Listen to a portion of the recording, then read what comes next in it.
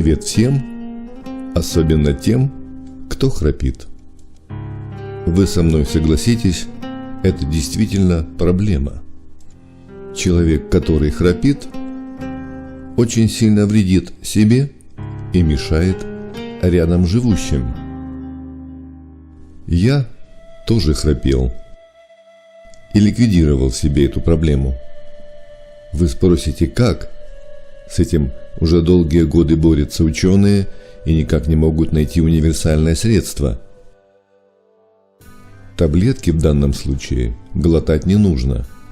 Нужно усердно заниматься. Да-да, именно заниматься. Это физкультура. Потому что язык – это мышца.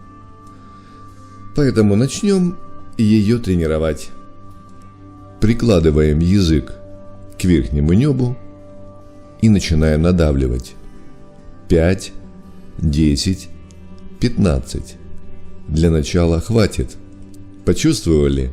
У основания язык устал. Именно устал. Потому что мышца ваша заработала.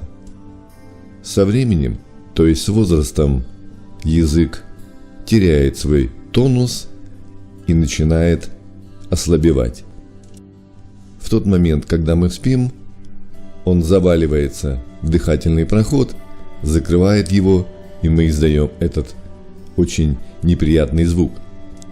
Уверяю вас, те, кто настойчив, победит эту проблему за неделю. В течение недели, каждый день по нескольку раз вы делаете это упражнение, и особенно перед сном. Вы заметите, с каждым днем храп будет все меньше, а потом исчезнет совсем. Но благодарите не меня, это все индийские йоги.